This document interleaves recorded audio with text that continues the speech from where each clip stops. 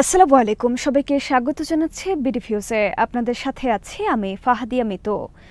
ঢাকা বিশ্ববিদ্যালয় কেন্দ্রীয় ছাত্র সংসদ ডাকসু নির্বাচনের দিন যত ঘনিয়ে আসছে, তখন নানামুখী ষড়যন্ত্রের মাধ্যমে নির্বাচন বানচালের কূটকৌশলও যেন ক্রমশই স্পষ্ট হয়ে উঠেছে। নির্বাচনী আইন লঙ্ঘন, প্রতিপক্ষের প্রার্থীদের নামে কুৎসা রটনা ও ব্যক্তিগত চরিত্র হনন, সামাজিক যোগাযোগ মাধ্যমে নারী প্রার্থী সহ বিভিন্ন প্রার্থীকে অশ্লীল ভাষায় বুলিং, কোনো কিছু দিয়েই যখন নির্বাচনকে থামানো যায়নি, তখন ঐক্যবদ্ধ শিক্ষার্থী জোটের জিএস প্রার্থীর বৈধতা নিয়ে রিট করা হলো হাইকোর্টে। কোর্টের রায়ের মাধ্যমে নির্বাচন স্থগিত করার সব প্রক্রিয়াও সম্পন্ন হয়েছিল, যদিও শেষ পর্যন্ত তা সফল হয়নি। যদিও সামনের দিনগুলোতে আরও ষড়যন্ত্র দেখার অপেক্ষায় বিশ্ববিদ্যালয়ের সাধারণ শিক্ষার্থীরা। অনেকের দাবি, পরাজয়ের নিশ্চিত জেনেই বিশ্ববিদ্যালয়ের ছাত্র সংসদ নির্বাচনের বিষয়টিকে উচ্চ আদালতে নিয়ে যাওয়া হয়েছে। বিস্তারিত আলী আহমদ মাবরুরের প্রতিবেদনে।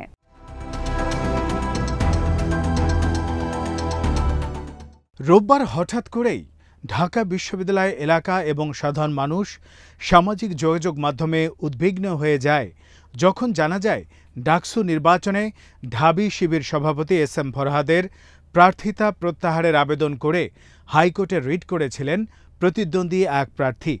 সেই রিট আমলে নিয়ে আগামী ৩০ অক্টোবর পর্যন্ত এই নির্বাচন স্থগিত করার আদেশ দিয়েছিলেন হাইকোর্ট। রিটের প্রাথমিক শুনানি নিয়ে বিচারপতি হাবিবুল গনি ও বিচারপতি শেখ তাহসিন আলীর সমন্বয়ে গঠিত হাইকোর্ট বেঞ্চ রুল সহ এ আদেশ দিয়েছিলেন। পরে সেই স্থগিতের হাইকোর্ট আদেশ আবার স্থগিত করেন চেম্বার আদালত।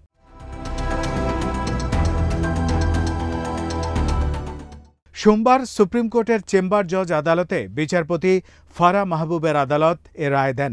ফলে ডাকসু নির্বাচন অনুষ্ঠানে কোনো বাধা নেই। ঘোষিত তফসিল অনুযায়ী আগামী ৯ সেপ্টেম্বরেই ঢাকা বিশ্ববিদ্যালয় কেন্দ্রীয় ছাত্র সংসদের কেন্দ্রীয় কমিটি ও হল সংসদগুলোর নির্বাচন অনুষ্ঠিত হবে।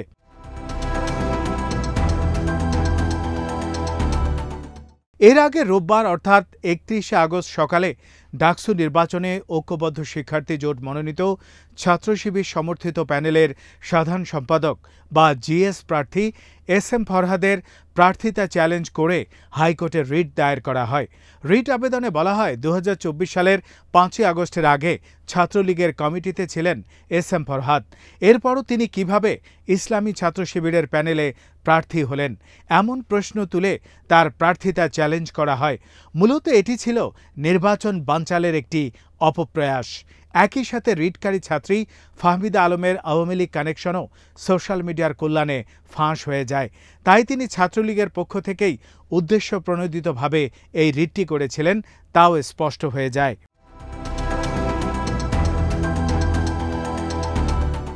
অনুসন্ধানে জানা যায়, ঢাকা বিশ্ববিদ্যালয় কেন্দ্রীয় ছাত্র সংসদ ও হল সংসদ নির্বাচনের ঐক্যবদ্ধ শিক্ষার্থী জোটের সাধারণ সম্পাদক প্রার্থী এস.এম. ফরহাদের প্রার্থিতা বৈধতা নিয়ে হাইকোর্টে চ্যালেঞ্জ করা বি.এম. ফাহমিদা আলম গত বছরের ছাত্র জনতার জুলাই অভ্যুত্থানের সময় নীরব ভূমিকা পালন করেছিলেন। এমনকি তিনি ৩০ জুলাই মেট্রো রেলের ভাঙা কাচের ছবিও তার ফেসবুক প্রোফাইলে শেয়ার করেছিলেন। ফাহমিদা আলম নিজেও এবার নির্বাচন করছেন। তিনি বামজোট মনোনীত অপরাজেয় ৭১, অদম্য ২৪ প্যানেলের মুক্তিযুদ্ধ ও গণতান্ত্রিক আন্দোলন বিষয়ক সম্পাদক প্রার্থী বি.এম. ফাহমিদা আলম। তিনি বিশ্ববিদ্যালয়ের চারুকলা অনুষদের শিক্ষার্থী। এর আগে বিশ্ববিদ্যালয় প্রশাসন যখন ক্যাম্পাসে সক্রিয় সকল ছাত্র সংগঠনের সাথে বৈঠক করেছিলেন, তখনও শিবির নেতারা উপস্থিত থাকার অজুহাতে বৈঠক থেকে ওয়াকআউট করেন বামপন্থী এই নেতৃবৃন্দ। তখন থেকেই তারা নানাভাবে শিবিরের প্রার্থীদেরকে নির্বাচনের বাইরে রাখার সর্বতোভাবে প্রয়াস চালিয়ে যাচ্ছেন।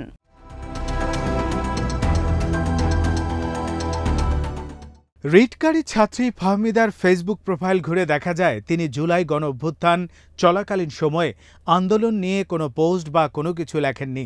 শুধু ৩০ জুন তিনি একটি পোস্ট শেয়ার করেছিলেন, সেখানেও তিনি ভাঙা কাঁচের ছবি শেয়ার করেছিলেন। অনেকে বলেছেন, স্বৈরাচারী হাসিনা যেমন মেট্রো রেল নিয়ে মায়াকান্না করেছিল, তেমনি তিনি মেট্রো রেলের ভাঙা কাচের ছবি শেয়ার করে মানুষের বদলে মেট্রো রেল নিয়ে মায়াকান্না করেছেন।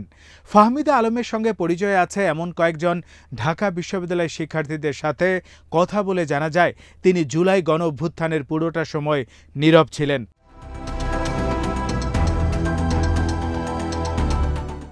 ফেসবুকে যেমন নীরব ছিলেন, তেমনি তিনি কোনো আন্দোলনেও সে সময় অংশগ্রহণ করেননি।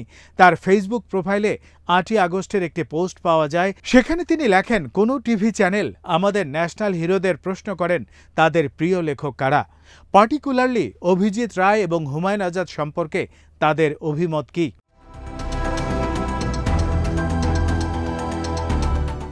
এদিকে ডাকসু নির্বাচনে আনুষ্ঠানিক প্রচারণা শুরু হওয়ার দিনই ঐক্যবদ্ধ শিক্ষার্থী জোটের ব্যানার চারুকলা অনুষদে যখন ভেঙে ফেলা হয় এবং প্রার্থীদের ছবি, বিশেষ করে নারী প্রার্থীদের ছবি বিকৃত করা হয়, তখন ফাহমিদা কোনো প্রতিবাদ করেননি, বরং ব্যানার ভেঙে ফেলা ও ছবি বিকৃত করাতে উল্লাস করেছেন তিনি। সে সময় তার ফেসবুক প্রোফাইলে তিনি এই বিষয়ে দুটি পোস্ট করেন। একটিতে লেখেন, চারুকলায় হবে না মৌলবাদের ঠিকানা, আরেকটিতে তিনি লেখেন, চারুকলা সেরা।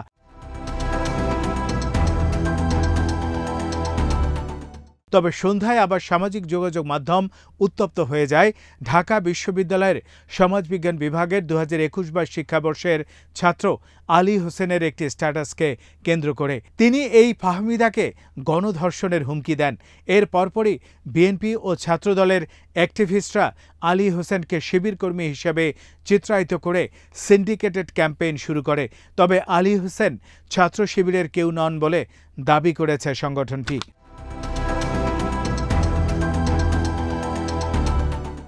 সোমবার রাতে ঢাকা বিশ্ববিদ্যালয়ে এক সংবাদ সম্মেলনে এই দাবি করেন শিবিরের বিশ্ববিদ্যালয়ের শাখার সভাপতি এস.এম. ফরহাদ। তিনি অভিযোগ করেন, হুমকিদাতাকে শিবির নেতা বানানোর চেষ্টা চলছে। ফরহাদ বলেন, অনেকেই অভিযুক্তকে শিবির কর্মী বানিয়ে নির্বাচনকে কেন্দ্র করে অপপ্রচার চালাচ্ছে। আলী হোসেন ছাত্র শিবিরের সঙ্গে কোনোভাবেই জড়িত নন, বরং শিবিরের পক্ষ থেকে বিশ্ববিদ্যালয় প্রশাসনকে ব্যবস্থা নেবার দাবি জানানো হয়েছে। ছাত্র শিবির নারীর মর্যাদা বিষয়ে সর্বদা সচেতন। অভিযুক্ত আলী হোসেনের শাস্তির দাবি জানিয়ে বিশ্ববিদ্যালয়ের প্রক্টরের কাছে লিখিত আবেদন করা হবে।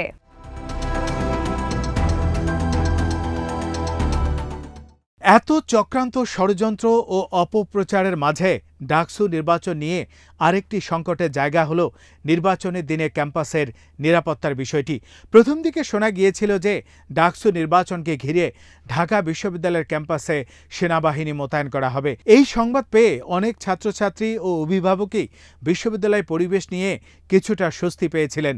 তবে সে আশায় গুড়ে বালি। ঢাকা বিশ্ববিদ্যালয়ের কেন্দ্রীয় ছাত্র সংসদ বা ডাকসু নির্বাচনে সেনাবাহিনীর প্রয়োজন নেই বলে জানিয়েছেন প্রধান নির্বাচন কমিশনার অধ্যাপক ডক্টর মোহাম্মদ জসিমউদ্দিন।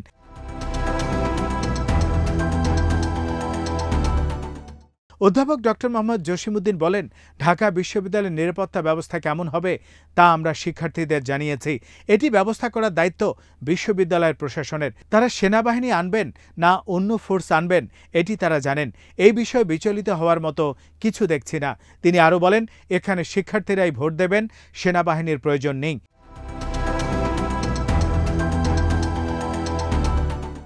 এর আগে গত ২৬শে আগস্ট ঢাকা বিশ্ববিদ্যালয়ের সিনেট ভবনের এক সভায় নির্বাচনের নিরাপত্তা নিয়ে ভিপি, জিএস ও এজিএস প্রার্থীদের সঙ্গে সভা করে নির্বাচন কমিশন। ওই বৈঠকে ডাকসু নির্বাচনের দিন ৮ কেন্দ্রে ৩ স্তরের নিরাপত্তা রাখার কথা জানায় কমিশন। এ সময় বলা হয়, প্রথম স্তরে থাকবেন বিশ্ববিদ্যালয়ের বিএনসিসি সদস্য ও প্রক্টরিয়াল টিম। দ্বিতীয় স্তরে পুলিশ বাহিনী মোতায়েন থাকবে। তৃতীয় স্তরে বিশ্ববিদ্যালয়ের 7টি প্রবেশ মুখে সেনাবাহিনী স্ট্রাইকিং ফোর্স হিসেবে অবস্থান করবে। প্রয়োজন অনুযায়ী সেনাবাহিনী ক্যাম্পাসে প্রবেশ করবে এবং ভোট শেষে ফলাফল প্রকাশ না হওয়া পর্যন্ত ভোট কেন্দ্রের সেনা সদস্যরা কর্ডন করে রাখবেন। ভোট গণনার সময় সংশ্লিষ্ট ব্যক্তি ছাড়া অন্য কারো প্রবেশের সুযোগ থাকবে না। তবে আজ প্রধান নির্বাচন কমিশনার ঠিক কোন কারণে এই সিদ্ধান্ত থেকে সরে আসলেন তা স্পষ্ট নয়।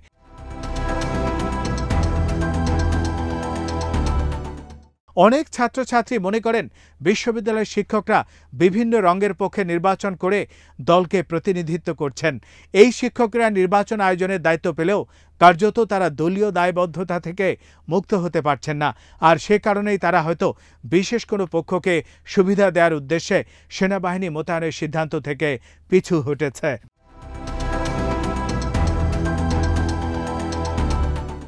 ঢাকা বিশ্ববিদ্যালয়ের প্রধান নির্বাচন কমিশনারের ডাকসু নির্বাচনে সেনাবাহিনীর প্রয়োজন নেই এমনটা জানানোর পরই এক বিজ্ঞপ্তিতে আইএসপিআর জানিয়েছে বিভিন্ন বিশ্ববিদ্যালয়ের আসন্ন কেন্দ্রীয় ছাত্র সংসদ নির্বাচনে সেনাবাহিনীর সম্পৃক্ত হবার সুযোগ নেই। বিজ্ঞপ্তিতে বলা হয়, সম্প্রতি বিভিন্ন গণমাধ্যম ও সামাজিক যোগাযোগ মাধ্যমে বিভিন্ন বিশ্ববিদ্যালয়ের আসন্ন কেন্দ্রীয় ছাত্র সংসদ নির্বাচনকে কেন্দ্র করে বাংলাদেশ সেনাবাহিনী মোতায়েন সংক্রান্ত বিবিধ সংবাদ প্রচারিত হচ্ছে, যে সেনাবাহিনীর নজরে এসেছে। আইএসপিআর জানায়, সরকারের পক্ষ থেকে বাংলাদেশ সেনাবাহিনীকে এসব নির্বাচনে দায়িত্ব পালনের বিষয়ে কোনো নির্দেশনা দেওয়া হয়নি এবং ভবিষ্যতে এই ধরনের কোনো দায়িত্বে সম্পৃক্ত হবার সুযোগ নেই। এই পরিস্থিতিতে ঢাকা বিশ্ববিদ্যালয়ের নির্বাচন নিয়ে ঝুঁকি ও অনিশ্চয়তা যে বজায় থাকলেও তাতে কোনো সন্দেহ নেই। আজ এখানেই শেষ করছি। সবাই ভালো থাকুন, সুস্থ থাকুন আর দেখতে থাকুন বিডি ভিউজ। চ্যানেলটি ভালো লাগলে সাবস্ক্রাইব করুন, সংযুক্ত থাকুন আমাদের ফেসবুক পেজে। আল্লাহ হাফেজ।